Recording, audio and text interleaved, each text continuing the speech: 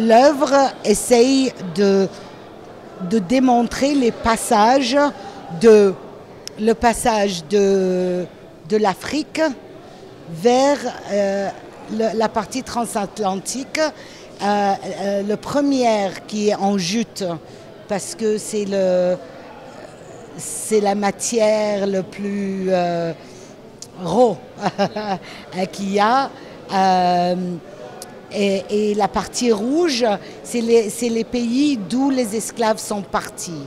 Après, j'ai utilisé la cuir avec les flèches de là où partaient les esclaves à là où arrivaient les esclaves. Ils arrivaient surtout vers le Brésil, les îles, Cuba aussi, et vers les États-Unis. Et dans la partie Amérique du Sud, il y a une vidéo où il y a une animation de tous les voyages qu'ils ont amené les esclaves vers le Nouvel Monde, de 542 jusqu'à 1866, malgré l'abolition en 1848.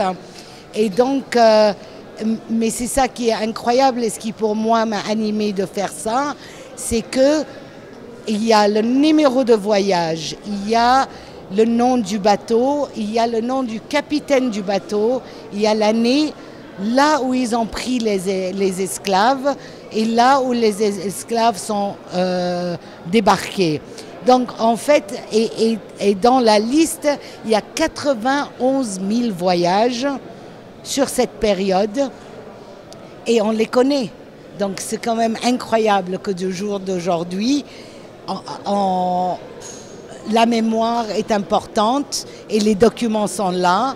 Et je pense que des œuvres, la mienne comme les œuvres qui existent dans cette exposition, sont importantes pour qu'on n'oublie pas.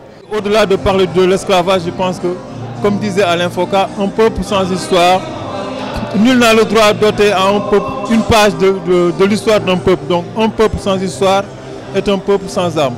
Et je pense que ça c'est assez explicatif de ce qu'on a présenté ici, la route de la mémoire, pour revenir un peu sur l'histoire de l'esclavage qui a été dramatique. Mais on ne va pas s'arrêter à cette histoire dramatique. Étant jeune, moi, comme tous les jeunes de ma génération, où on a fait des visites d'école à la maison d'esclaves de Gorée, où on voyait le feu Joseph Ndiaye qui expliquait tout ce qui se passait par rapport à cette histoire-là, jusqu'à la porte du voyage sans retour. Donc aujourd'hui, la date de 1848 qui coïncide avec le deuxième décret de l'abolition de l'esclavage, où la plupart des artistes qui sont venus de Martinique, de la Guadeloupe, sont venus. Donc on fait la date de 1848 à nos jours, à 2018. On a choisi de cheminer sur cette route de la mort avec 18 artistes.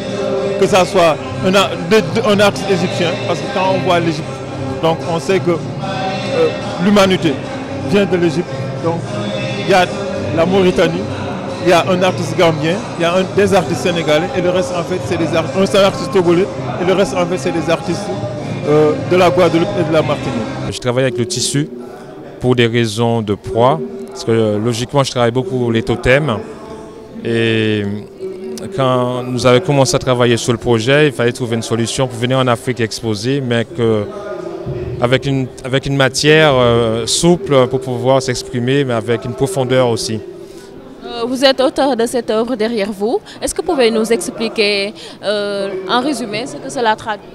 J'ai voulu faire une démarche transdescendance, c'est-à-dire de partir avec le peuple qui est aux Antilles et de tous les ramener en Afrique en voyage avec moi. Et à partir de là, j'ai travaillé sous des tranches, plusieurs tranches de la société africaine en mettant le passé derrière.